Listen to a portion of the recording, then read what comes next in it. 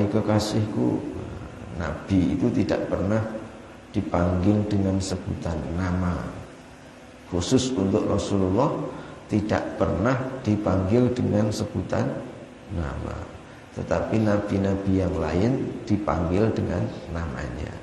Ya Adam, ya Idris, Nuh, Soleh, Hud, Ibrahim, Ismail, Musa, Harun. Tapi Nabi tidak pernah. Memang ada surat Muhammad, tapi tidak pernah untuk menggunakan nama Muhammad. Ya ayyuhan Nabi, pasti begitu.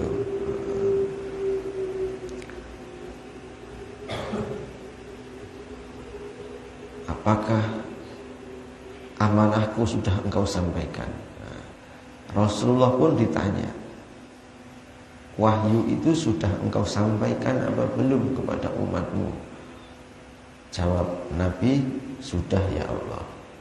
Kalau begitu datangkan umatmu. Pas sampai sini ini menjadi masalah. Karena Rasulullah tahu keadaan umatnya. Rasulullah tahu bagaimana karakter umatnya. Rasul itu lebih tahu keadaan diri kita, melebihi diri kita. Dan itu sampai akhirat. Ya Allah, kata Nabi, jika engkau panggil umatku untuk menghadapmu, sesungguhnya umatku itu umat yang lemah. Apalagi ketika akan engkau pertanyakan mengenai amanah yang berat ini. Umatku itu banyak yang tidak bisa baca Quran ya Allah. Meskipun Quran itu diturunkan untuk umatku. Terus Rasulullah menghadap Nabi Adam. Ya Abul Bashar, bapaknya manusia, bagaimana jika dosa-dosa umatku ini kita tanggung berdua? Engkau separuh, aku separuh. Nabiullah Adam alaihissalam menolak. Wahai kekasih Allah, aku sendiri pun punya perkara yang harus aku pertanggungjawabkan di hadapan Allah. Karena jawaban Nabi Adam demikian, Rasulullah sujud sambil menangis dan berdoa. Yang isi doanya itu, ya Allah, saya berdoa kepadamu bukan untuk diri saya, bukan untuk Fatimah, bukan untuk Hasan dan Husain, tapi untuk umatku. Dan tidak akan kuangkat kepalaku sampai engkau mengabulkan doaku. Jadi Rasul itu tidak pernah minta yang aneh-aneh di dunia. Mintanya hanya satu, bisa mensyafaati umatnya nanti di akhirat. Karena ngerti, ya kita tuh kayak gini ini. Kualitasnya kayak kita-kita ini tahu Rasulullah. Maka doanya Rasulullah itu supaya nanti di akhirat bisa mensyafaati umatnya. Dan terdengarlah suara, angkatlah kepalamu, apa yang engkau minta untuk umatmu aku kabulkan. Diterangkan dalam surat Duha, wala sawfa yu'tika rabbuka fatarda, dan sungguh Tuhanmu akan memberi kepadamu, maka engkau akan menjadi rela. Itu ayat wala sawfa yu'tika rabbuka fatarda, itu berkenaan dengan sujudnya Kanjeng Nabi Rasulullah memohon kepada Allah ketika umatnya akan dimintai pertanggungjawabannya mengenai kitab sucinya. mengenai amanah kitab sucinya. Karena Rasulullah sudah jawab, sudah engkau sampaikan wahyuku, sudah ya Allah. Nah, maka penerimanya harus membuktikan kalau dia sudah menerima. Bapak kalau belanja online, kurirnya pasti minta bukti kan, dipoto penerimanya, siapapun yang menerima, penerima asli atau penerima paket, dipoto buat bukti bahwa barang sudah sampai.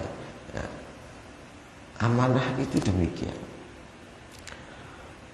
Itu keterangan di edisi yang sebelumnya kita review.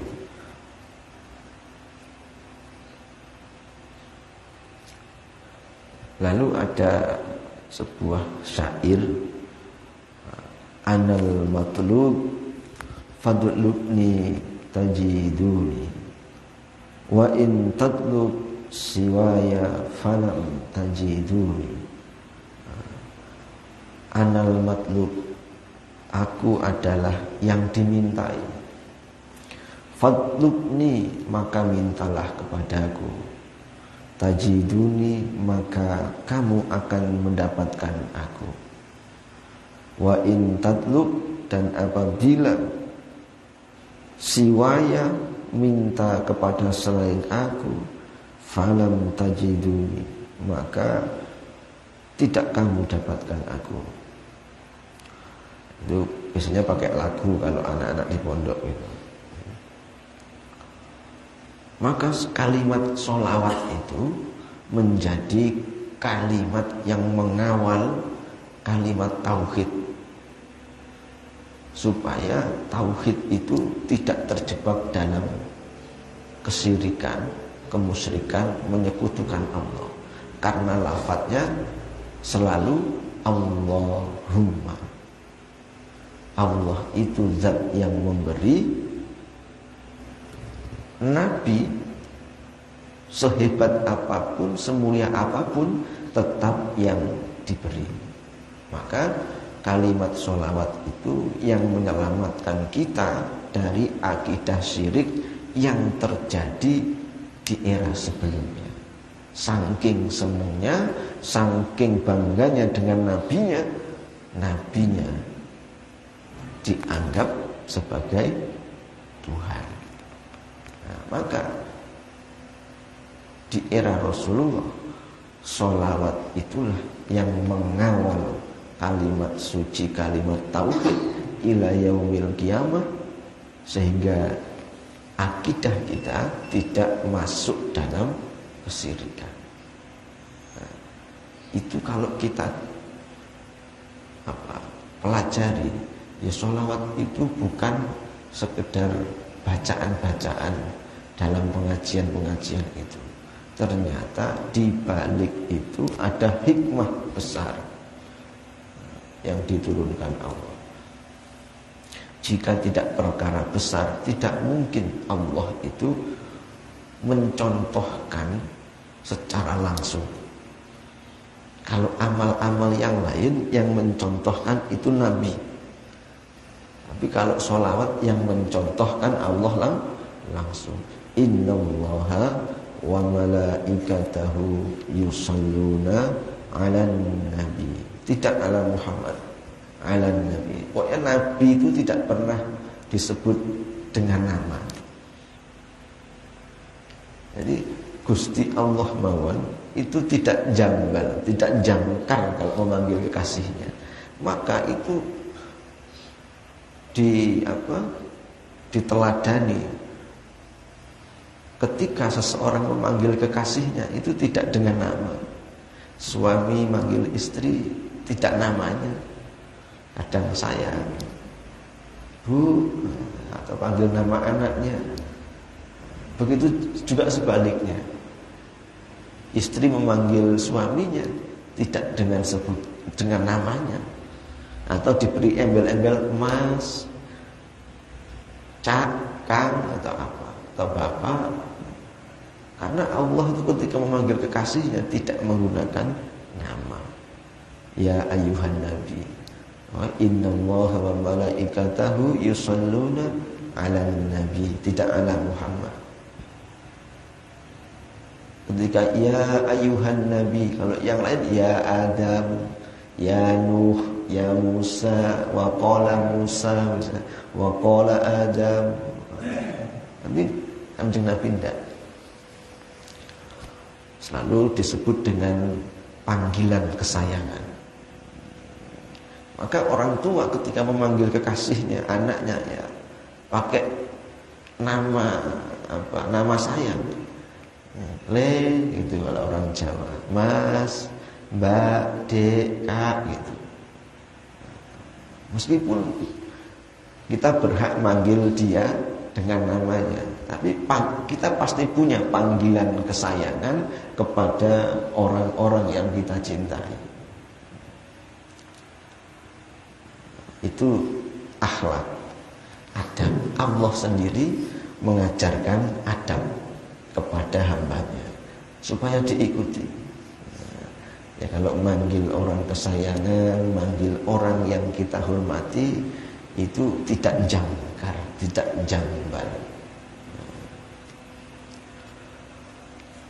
Selanjutnya, setelah beliau Syekh pengarang kitab ini menerangkan tentang amanah yang berada di badan kita, maka beliau juga menerangkan, kata beliau, sebagian ulama berpendapat yang dimaksud dengan amanah ialah puasa, sholat, zakat, itu amanah. Jadi amanah itu ada yang memang karena kehendak Allah, tanpa ada campur tangan kita. Dia otomatis satu paket dengan penciptaan. Kita tidak minta, itu memang karena keinginan Allah sendiri, karena kita diciptakan. Sholat, zakat, puasa, haji itu bukan keinginan kita tuh. Begitu juga kita hidup, itu bukan karena request kita. Gitu. Kita hidup ada di dunia ini bukan karena request atau permintaan atau proposal dari kita. Maka kita tidak bisa milih mau jadi Islam apa mau jadi Hindu, mau jadi Kristen apa mau jadi Buddha, mau jadi mancung apa mau jadi pesek, mau jadi hitam apa mau jadi putih, mau jadi Belanda mau jadi Eropa, kan tidak bisa milih. Dan ketika sudah dihidupkan itu sak paket berlaku kewajiban yang disebut dengan amanah itu tadi. Berlaku kewajiban menjalankan syariat. Wa ma khalaqtul jinna wal insa illa liya'budun. Jadi sadar atau tidak sadar, ketika kita sudah berada di dunia ini, maka paket menjalankan syariat itu otomatis sebagai seorang hamba. Nah, hamba itu harus tunduk nurut sama tuannya. Berlakulah hukum syariat yang harus kita jalankan dalam rukun Islam dan rukun iman. Yang kedua, ada amanah yang karena kita minta. Ada campur tangan kita dalam bentuk permintaan, pengharapan, keinginan. Apa bentuknya? Anak misalnya. Nikmat-nikmat yang tidak dalam satu paket. Punya anak itu ya oleh ya ora. Tapi kebanyakan kalau menikah pengen punya anak. Nah, anak itu menjadi amanah. Nah, gitu. Apapun yang kita minta itu menjadi amanah yang harus dijaga. Bapak berdoa minta apa? Umur panjang. Nah, umur itu menjadi amanah yang akan dimintai pertanggungjawaban.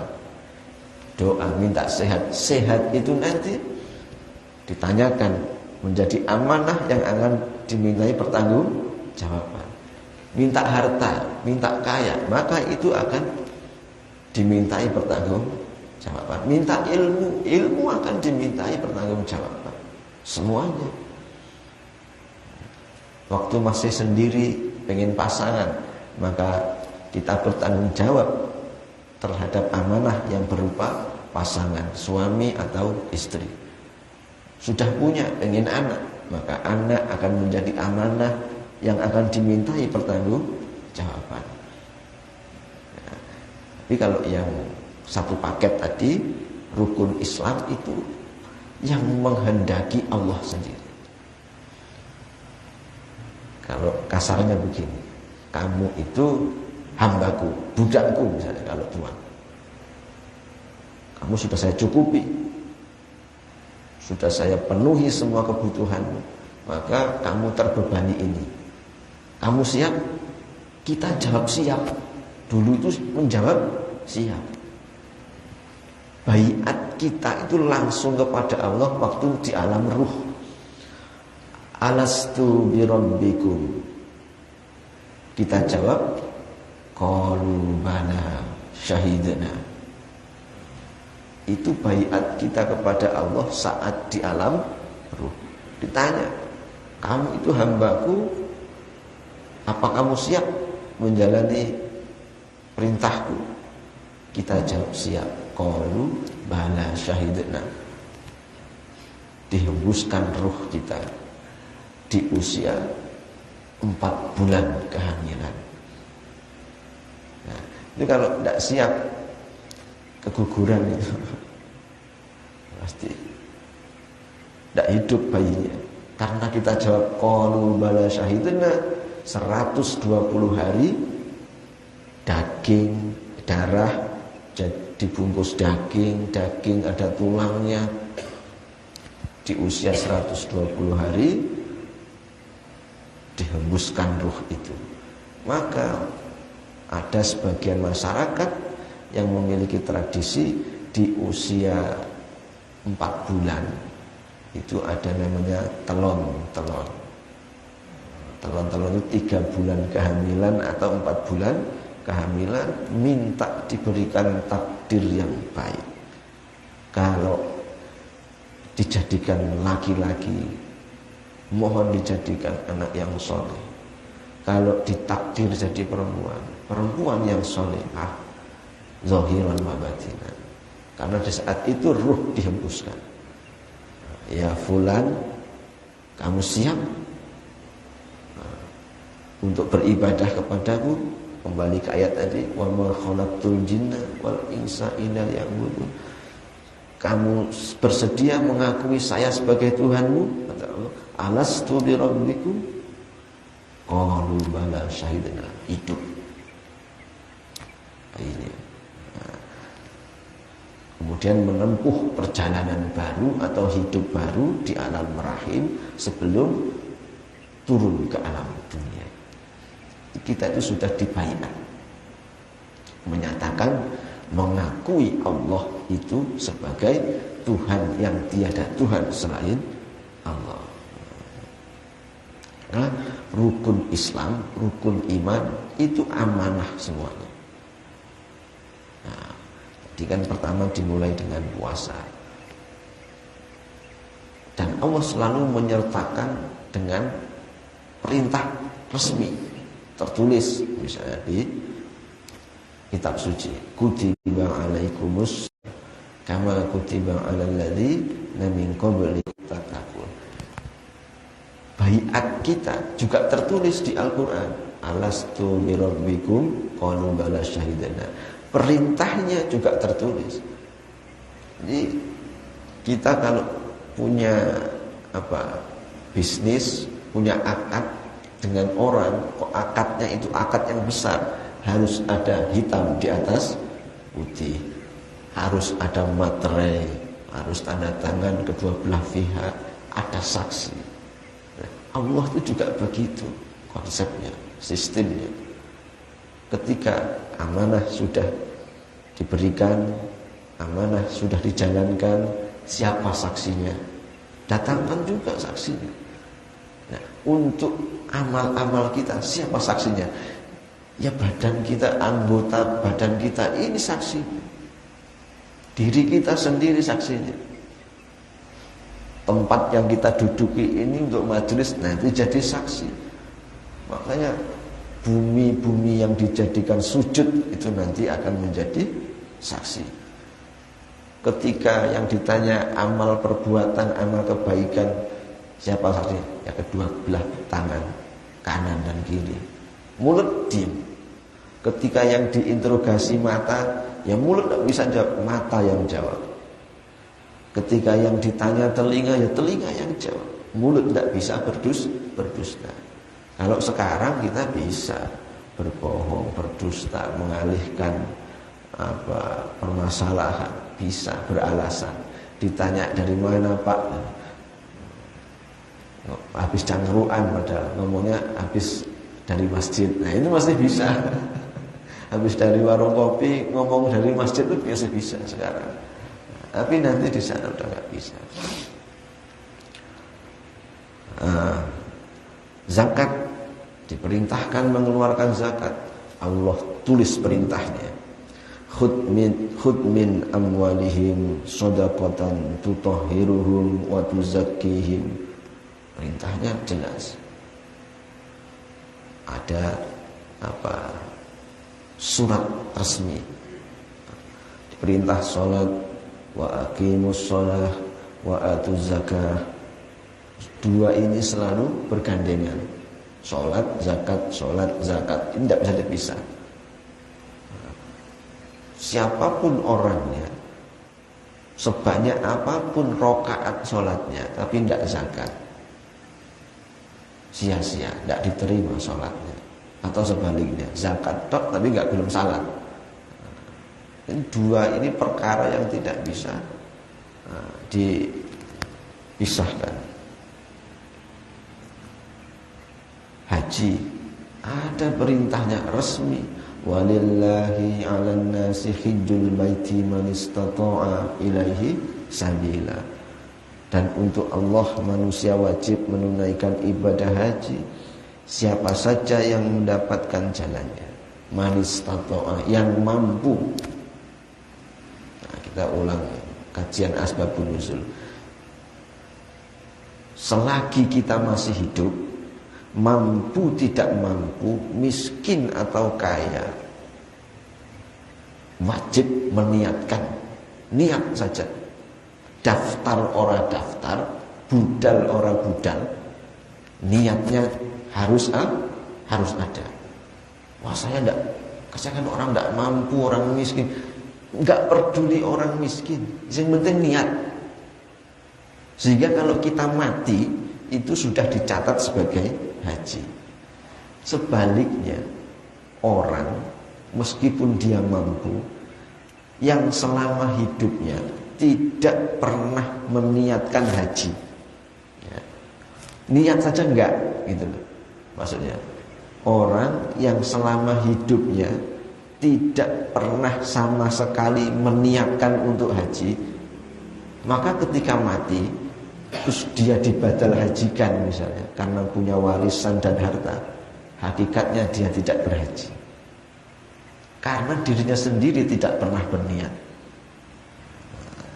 Ayo mulanya sak kere-kere ini awake dhewe, semiskin-miskinnya kita tetap berniat untuk haji. Jadi pas mati dicatat sudah haji. Innamal a'malu binniyat. Terus diwakilkan orang, meskipun itu keluarganya, maka hakikatnya dia tidak berhaji. Maka malah kalau di keterangan hadis lebih sadis lagi, lebih tegas lagi. Barang siapa memiliki bekal dan kendaraan kemudian tidak berhaji, maka hendaklah dia mati dalam keadaan apapun yang dia kehendaki sebagai orang Yahudi atau Nasrani.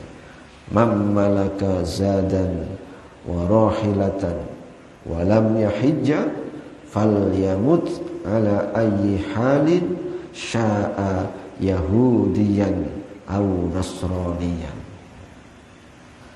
Maka perintahnya resmi, tertulis dalam kitab suci. Jadi Allah itu sudah ngajari untuk suatu akad yang besar harus tertulis tertulis hitam di atas putih, harus ada saksi, pakai notaris, ya kan? Kalau perkara-perkara besar bermaterai tanda tangannya. Nah, itu karena betapa berat dan besarnya amanah. Di mana yang sanggup memikul amanah itu adalah hanya manusia. Ditawarkan kepada makhluk-makhluk yang lain tidak sanggup menanggung tanggung jawab amanah.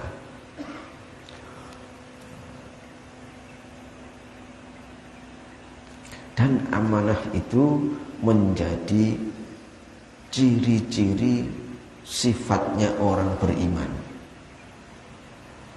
Amanah itu bisa dipercaya. Artinya ketika orang itu sudah bisa dipercaya, maka dampaknya orang lain juga akan merasa aman.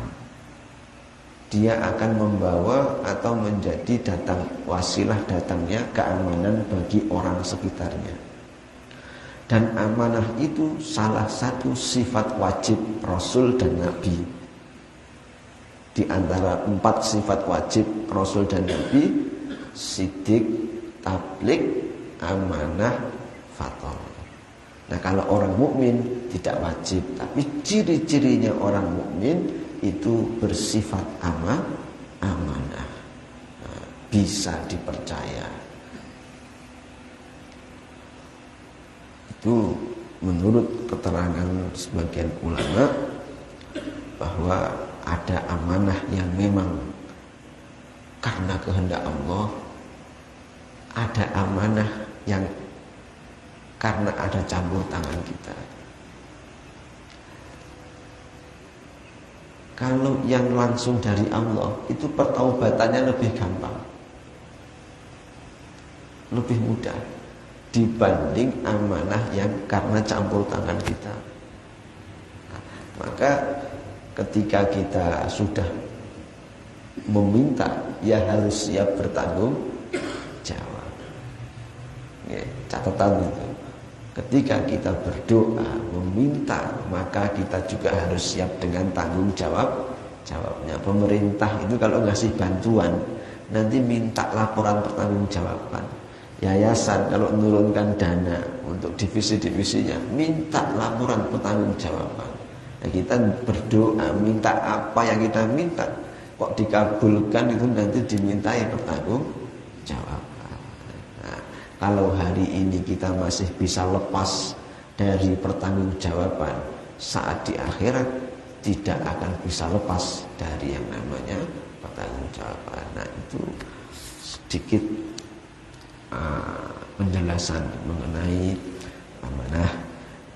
Apabila semua amanah itu tidak dijalankan, tidak dilaksanakan, maka hukumnya kita adalah seorang pengkhianat.